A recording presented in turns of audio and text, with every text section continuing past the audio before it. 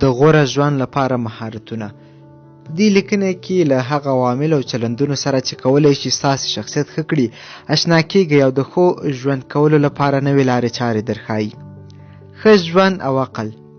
عقل د انسان په وجود کې پانګه د انسان ته ګټه کلا او بدۍ ښیي او په پای کې هغه ته ښه ژوند ورکوي. عقل په دوه برخو ویشل کیږي. لومړی طبیعي، دویم تجربي. که چیرته څوک کولی شي خپل ژوند له دې امتیازونو سره مخ ته یوسي، ژوند یې هم مخ ته ځي او نورو ته هم خوند ورکوي او د ښه ژوند کولو لپاره یو ښه مهارت دی. د بد اخلاقۍ زیانونه. ناوړ اخلاق د انسان څخه جاذبه کموي او هغه د خلکو پر وړاندې بې ارزښت او بې باوره کوي. اجباري کورنۍ او مدیریت طبیعي دی چې پایښت نه لري، ځکه د هغوی اولادونه او کارکوونکي له زړه نه دي منلي. هغه کسان چې ناوړ اخلاق لري نشي کولی خپل روحي او رواني کمزورۍ پټې کړي او د ستونزو سره د مقابلې مهارت نه لري. د داسې کسانو روح د ستونزو پر وړاندې صبر او زغمل نه لري او هر څومره یې چې لرې ښکاره کوي بیا هم نشي کولی چې خپل احساسات کنټرول کړي. په پایله کې خپل ژوند او کار کې په ستونزو او غوسو کې تیروي. میلمه پالنه. میلمه پالنه یعنی له غرور څخه تیریدل او د انسانانو انسانیت ته پاملرنه. میلمه پالنه یعنی له خلکو سره ملتیا او مرسته کول او ورسره انرژي اخیستل او انرژي ورکول. په یو ټکي کې میلمه پالنه یعنی خوښي ورکول او خوښي اوسېدل. دا نو اوس ستونزمن کار نه دی بلکې په ټولنیز ژوند کې اړین دی او هغه کس چې دا وړتیا لري د ژوند مهارتونه او د ټولنیز کېدو هنر لري. میلمه پالنه یعنی له نورو سره قناعت کول. مرسته او همغږي. مرسته کول په ګډ ژوند کې ټولو ته درناوی لرل او همغږي ده.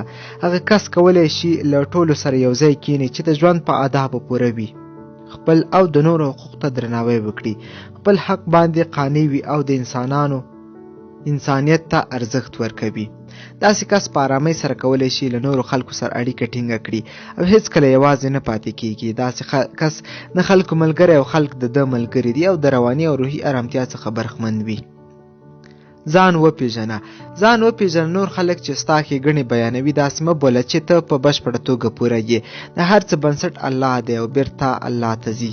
حضرت عیسی علیه السلام به هم د غلامانو جامې اغوستلې، د زده کوونکو خواته به کېناسته، تل به یې تواضع کوله ځکه دی پوهېده چې د انسان صلاحیت څومره دی. هغه د ارامتیا احساس کاوه ځکه په خدای باور یې درلود. ډیری خلک نه پوهیږي چې دوی څوک دي، نو ځکه دوی خپل عمر په داسې کارونو تیروي چې کومه پایله نشي ترلاسه کولی او د اجرا لپاره یې چمتووالی هم نه لري، نو ځکه تل د ماتې سره مخامخ کیږي. زموږ لویه ستونزه دا ده چې ووایو د فلاني کار وړتیا نه لرو او په دې دلیل چې موږ متزلزل یو او غواړو د یوې لوی کار په ترسره کولو سره خپل شخصیت لوړ کړو، په داسې حال کې چې د ځان لپاره د همدې لارې ډېر زیږوو.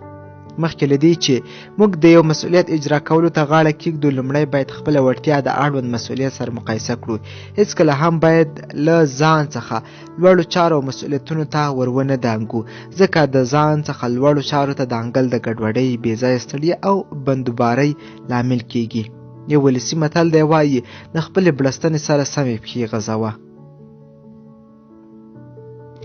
10 هغه کارونه چې باید د خپل ځان لپاره یې ترسره کړو. په دې لیکنه کې تاسې هغه 10 کارونه لولئ چې تاسې باید د خپل ژوند لپاره ترسره کړئ. هیله مند یو چې له هغوی څخه ګټه واخلئ. له سمو خلکو سره وخت تیر کړئ. دا هغه کسان دي چې ستاسې له شتون څخه خوند اخلي او له تاسو سره لیوالتیا لري. له دې کسانو سره ناسته پاسته کولی شي، له تاسو سره په خپلو کارونو کې ملتیا وکړي، تاسې وهڅوي او ستاسې باور پر ځان ډیر کړي. دا هغه کسان دي چې تاسې ته د ژوند یو حس درکوي، نه یوازې دا چې تاسې ته څه یاست بلکې له تاسو سره پرته له کوم قید او شرط پرته په پرمختګ کې مرسته کوي او تاسو ته یوه بیلګه وي.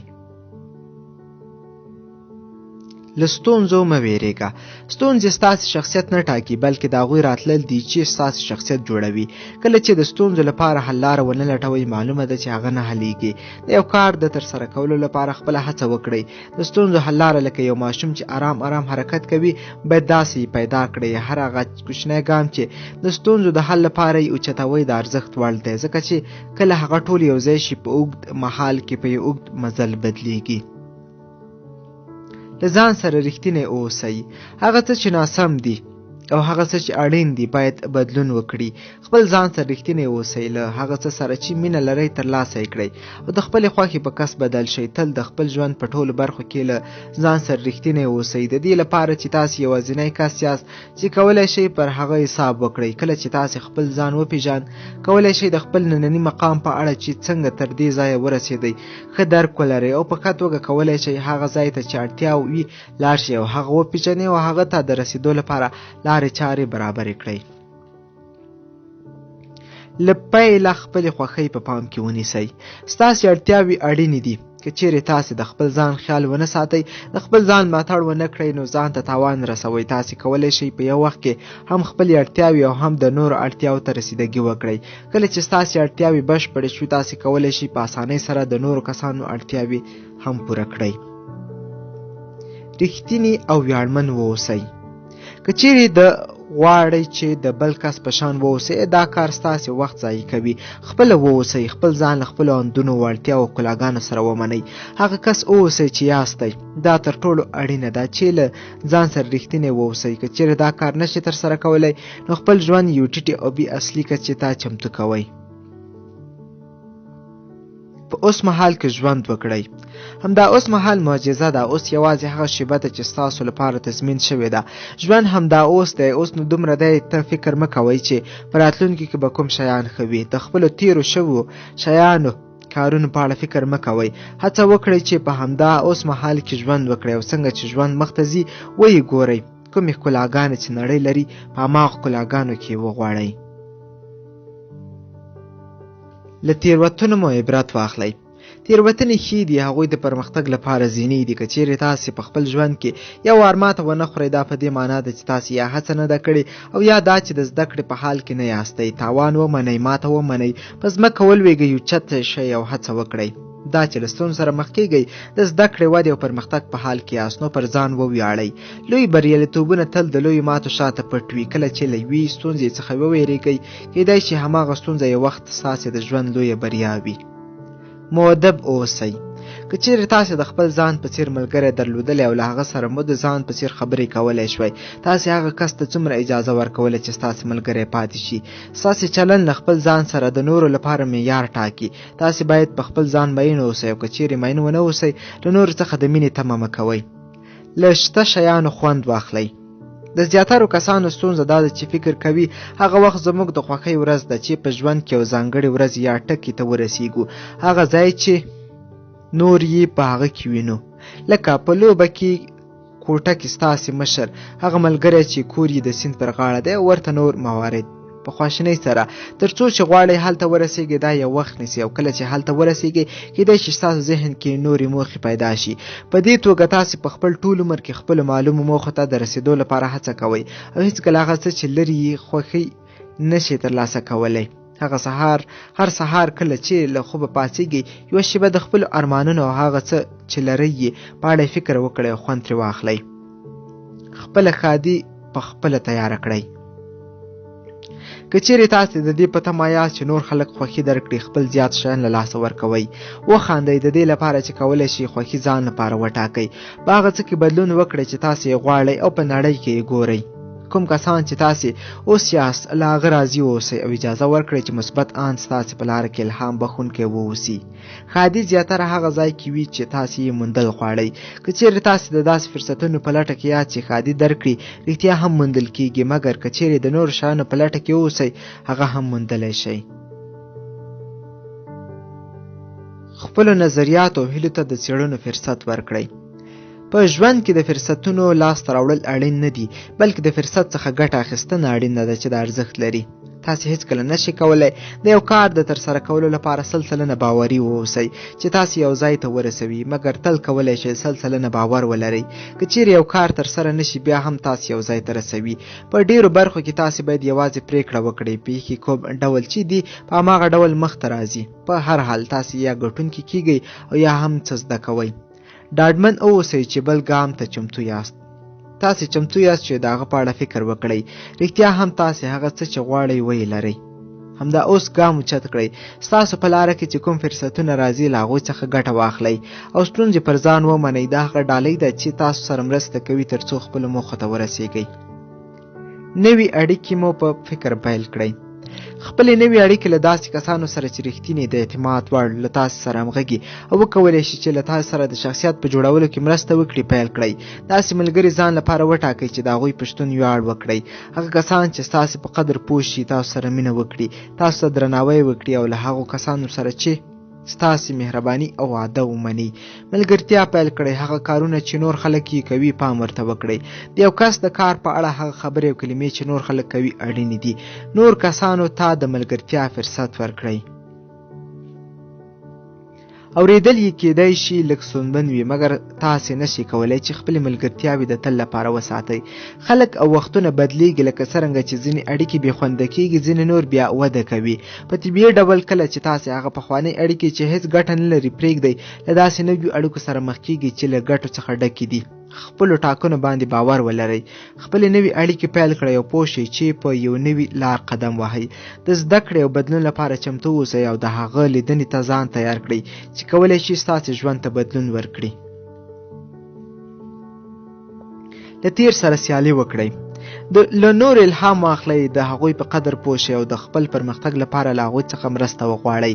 مګر باید پوه شئ چې له هغوی سره سیالي کول ستاسې وخت ضایع کوي. ستاسو سیالي یوازې او یوازې له یو کس سره دی چې هغه هم تاسې پخپله یاست. تاسې باید هڅه وکړئ چې سم حالت ته ورسیږئ. ستاسې هڅه باید دا وي چې خپله کمزوري له منځه یوسئ. نورو د هغوی د بریالیتوب چانس برابر کړئ. نور خلک چې له کومو څیزونو سره مینه لري ورته ووایاست. تاسو خوا کې چې کوم ښه خلک دي د هغوی په ارزښت پوه شي.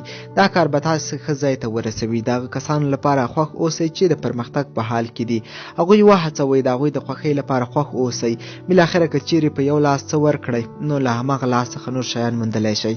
هغه کسان چې تاسې هڅوي یوه ورځ به هغوی تاسې وهڅوي او ستاسو لپاره به کار وکړي.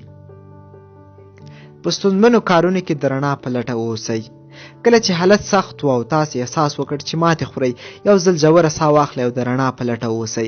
که څه هم د امید کوچنۍ رڼا وي، خپل ځان ته په یاد راولئ چې دا سختې شېبې تېرېږي او دا هر څه ستاسو د پرمختګ لامل ګرځي.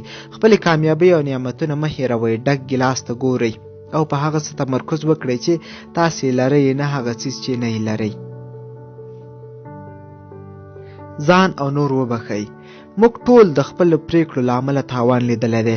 حال دا چې دا ټول دردونه او غمونه په طبیعي ډول انسان باید تجربه کړي، خو د دې دردونه او غمونه خاطر تر ډیره دوام پیدا کوي. په دې توګه موږ دردونه او غمونه یوازې تجربو کوو او د حل لاره یې نه پیدا کوو. د دې درملنه بخښنه ده. بخښنه په دې معنا ده چې تیر وخت هیر کړئ او یا دا چې راتلونکې پیښه له یاده وباسئ، بلکې په دې معنا چې تاسې درد او غم پرېږدئ او د هغه پر ځای پرېکړه وکړئ چې له هغه درس اخلئ او خپل ژوند ته دوام ورکوئ. له نږدې خلکو سره مرسته وکړئ. په نورو پام وکړئ. که چیرې سمه لار پیژنئ نو خلکو ته لارښوونه وکړئ. هر څومره چې تاسو له نورو سره مرسته وکړئ په هماغه کچه هغوی هم له تاسې سره مینه کوي.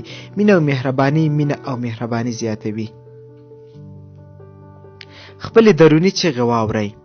خپلو دننیو غږونو ته غوږ کېږدئ. کله چې تاسو دا نظریات سم وګڼل، له نورو سره مشوره وکړئ، خو د هغوی د څارنې لپاره باید خپل ځان ته وخت ورکړئ. کومو خبرو ته چې اړتیا ده ویې وایي او هغه کار وکړئ چې ستاسې تلوسه زیاتوي. د خپلو اندېښنو ساتنه وکړئ او آرام ولرئ. خپل سرعت کم کړئ او ژوره ساه واخلئ. خپل ځان ته د درېدلو موخو د موندلو لپاره د حرکت وخت ورکړئ.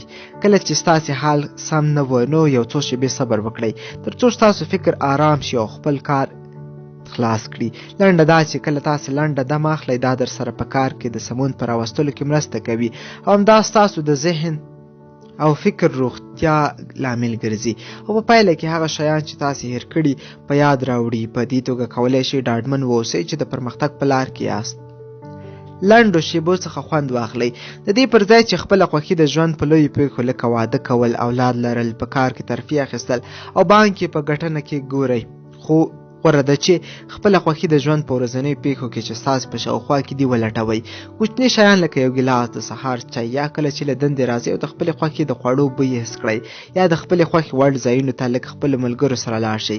د دې کوچنیو پیښو درک کولی شي ستاسې په ژوند کې ډېر بدلونونه راولي. د ښه او بد حقیقت ومنه. په یاد ولرئ غوره ده د ښو دښمن دی. هغه کسان چې هوډ لري خپلې نړۍ ته پرمختګ ورکړي د دوی په لاره کې یوه لویه ستونزه دا ده چې څه چې یې مخته راځي هماغه ډول یې مني. ځینې وختونه غوره کار دا دی چې د دې پر ځای چې څوک یا هر څیز د خپلو نظریاتو لپاره بدل کړئ. غوره ده چې هر څوک او هر څیز څنګه چې دي هماغه ډول یې ومنئ او د هغوی پر ارزښت پوه شئ. خیر تاسې نه باید یو برابر ژوند ومنئ مګر باید زده کړئ وکړئ هغه څیزونه چې په بشپړ ډول ښه نه دي ویې منئ او هغوی ته ارزښت ورکړئ. هره شیبه د پرمختګ په لټه کې اوسئ. په یاد ولرئ کوم سفر چې 1000 کیلومتره اوږد وي هغه په یو قدم اخیستلو سره پیلیږي. د خپلو موخو او هیلو ته د رسیدو لپاره باید هره ورځ منطقي قدمونه اوچت کړئ. د باندې ولاړ شئ او کار ترسره کړئ. هر څومره چې ستونزمن کارونه ترسره کړئ په هماغه کچه ستاسو د بریالي کېدو چانس ډیریږي. حال دا چې زموږ څخه ډیر داسې کسان شته چې هغه وخت پریکړه کوي چې د ژوند چغو ته ځواب ووایي، خو ډیر کم هوښیار کسان زموږ په منځ کې شته چې رښتیا هم په خپلو پرمختګونو کار کوي. زما موخه د پر هغوی باندې کار کول ده چې خپل ټول وخت په موخو وکاروئ. خپل احساسات بیان کړئ. که چیرې تاسې رنځور یاست خپل ځان ته بشپړ وخت ورکړئ تر څو هغه احساسات بیان کړئ. له خپلو نږدې کسانو سره خبرې وکړئ. رښتیا هم کوم احساس چې لرئ هغه بیان کړئ. هغوی ته اجازه ورکړئ چې غوږ ورته کېږدي. ساده کار د احساساتو بیانول لومړي قدمونه له بدو احساساتو څخه د خلاصون او د ژوند لپاره د ښو احساساتو پیدا کول دي. په ژوند کې مسؤلیت پذیره اوسئ. د خپلو تیروتنو او پریکړو مسؤلیت په خپل لاس کې واخلئ او د ښو کولو لپاره یې لاس په کار شئ. یا تاسې د خپل ژوند مسؤلیت پر غاړه واخلئ. ګینې نور خلک به ستاسې مسؤلیت په لاس کې واخلي او کله چې هغوی دا کار وکړ د دې پر ځای چې تاسې خپلې موخې او نظریات وټاکئ د هغوی د موخو او نظریاتو تر اغېز لاندې راځئ. تاسې خپله هغه لومړی کس یاست چې کولی شئ په مستقیم ډول د خپل ژوند پایله معلومه کړئ او دا کار تل هوسانه وي. هر څوک هر ډول ستونزې په مخ کې لري مګر تاسې باید خپل مسؤلیتونه معلوم کړئ او پر دې ستونزو بریالي شئ. د دې کار د نه کولو ټاکنه یوازې د شتون والي ټاکنه د ژوند کولو پر ځای ده. د نن کارونه سبا ته مه پرېږدئ. شیطان تل کوښښ کوي چې موږ ګمراه او نافرمانه کړي او تنبل انسان د شیطان ننځکه ده. په لومړیو کې کمه ستړیا سړی اړ کوي چې کار پرېږدي خو شاید دا پرېښودنه ستاسو عادت وګرځي او یوه ورځ مو دا ټولو ورځو کارونه درته انبار شي چې نه به بیا تاسې پرې لاس بري وئ او نه به مو هغه هدفونه ترلاسه کړي وي کوم چې تاسو د دې کار په اجرا کې لیدل. کله مو چې کارونه ترسره کوئ او د سبا په تمه یې پرېږدئ نو دا بیا تنبلي ده. ځکه خو هوښیاران وایي تنبل ماغزه د شیطان د لوبو ځای دی. د چارو د ښو ترسره کېدو لپاره لومړی پلان جوړ کړئ بیا یې د ترسره کېدو په هڅه کې شئ ځکه بې پلانه کارونه بې پایلې وي. خپلې اړینې اړیکې وروزئ. د یوې کلمې بیا ځلې ویل چې تاسې هغوی سره څومره مینه لرئ رښتینې ښادۍ هم خپل او هم د نورو ژوند ته راوستلی شئ. تاسې نشئ کولی د ټولو خلکو لپاره هر څه واوسئ مګر کولی شئ هر شی د ځان ته ځانګړی کړئ او معلوم کړئ چې دا ځانګړي کسان ستاسو ژوند کې څوک دي او هغوی سره شاهینه چلند وکړئ. په یاد ولرئ تاسې څو ځانګړو کسانو ته اړتیا نه لرئ بلکې داسې ملګرو ته اړتیا لرئ چې ستاسو لپاره ځانګړي وي او پر هغوی بشپړ باور وکړئ. لومړی فکر وکړئ بیا خبرې وکړئ. مخکې له دې چې خبرې وکړئ یو ځل د ځان سره فکر ورباندې وکړئ. د مقابل شخص د شخصیت د ځای موضوع او ټولو اړخونو سره یې مقایسه کړئ. که درته سمه ښکاره نه شوه نو ښه به وي چې له ویلو یې ډډه وکړئ. هغه کس چې خپله ژبه ستاسې خپل ژوند یې ژغورلی دی مګر هغه کس چې خپله خوله یې خلاصوي نو خپل ژوند یې له لاسه ورکړی دی. ژبه ډېری وختونه تاوان رسونکې ده. ځینې وخت داسې اور رامنځته کوي چې کنټرول یې سخت وي ان ځنګلونه سوځوي. کلمې ډېر ځواک لري. د کلمو ځواک ځینې وخت یا مثبت وي یا منفي. که چیرې موږ خپلو ګټو لپاره خبرې وکړو او یا دا چې رښتیا ونه ګورو نو هغه وخت زموږ ژبې منفي کارونه ترسره کوي. یو متل دی چې وایي چې خپله ژبه هم کلا ده هم بلا. هوښیاران وایي چې د ضرورت په اندازه خبرې وکړئ. کله مو چې خبرې له اړتیا څخه ډېرې شوې نو دا بیا ستاسو په کم طرفۍ او د شخصیت په کمزورۍ دلالت کوي. سادي وایي لږ وایه خو سم وایه لکه در. موږ باید دا ومنو چې الله موږ سره مرسته او راته لارښوونه کوي. انسان دوې سترګې او یوه ژبه لري، مطلب دا چې باید دوه چنده وګوري او یو ځل خبرې وکړي. ژبې دې وساته، مه پرېږده بې وخته او بې ځایه خبرې وکړي. بې ځایه او بې وخته خبرې کول ځان وژنه ده. ژبه د مرګ او ژوند فصل دی. ډېری ستونزې زموږ له ویناو پیدا کېږي. موږ باید د خپلو خبرو پایلې او مسؤلیت ومنو. مخکې له دې چې خبرې وکړي یو ځل فکر وکړه. بریالی کس هغه دی چې په خپله ژبه کنټرول لري. مخکې له دې چې خبرې کوئ یو ځل د هغه پایلې ته هم نظر اچوئ. هوښیار خلک وایي چې د کمزوري سړي ژبه په خوله کې وي او د هوښیار په زړه کې. د خپل ځان په اړه فکر وکړئ. ویل کېږي چې د یو کس شهرت د خلکو د فکر پایله ده او د یو کس عادتونه د هغوی د وجود په روغتیا پورې لري. مخکې له دې چې د نورو د ژوند او خواصو په اړه په فکر کې شئ، لومړی خپل ځان ته فکر وکړئ. ځینې وخت کېدای شي موږ داسې ګمان وکړو چې یو کس زموږ په اړه فکر کوي، حال دا چې داسې هیڅ نشته. یوازې موږ خپل وخت له لاسه ورکوو. موږ باید یوازې خپل ټول فکر الله ته کړو، ځکه یوازې هغه زموږ ساتنه کوي. موږ باید د دې لپاره ځان چمتو کړو. کوم څه چې لرو که له لاسه یې ورکړو نو باید نوي شیان ورباندې لاسته راوړو. پردیو فکرونو کې ژوند مه کوئ.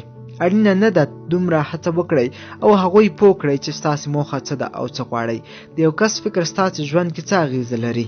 ولې باید د نور فکر ستاسې ژوند خراب کړي؟ ولې خپل ژوند کې یو د کس له فکر څخه خفه یاست؟ باید د الله او د خلکو په خوښولو کې یوه ټاکنه ولرئ تر څو یو ښه، آرام، ساده او خوښ ژوند ولرئ. هوښیار شه مخکې له دې چې خلک تا له منځه یوسي.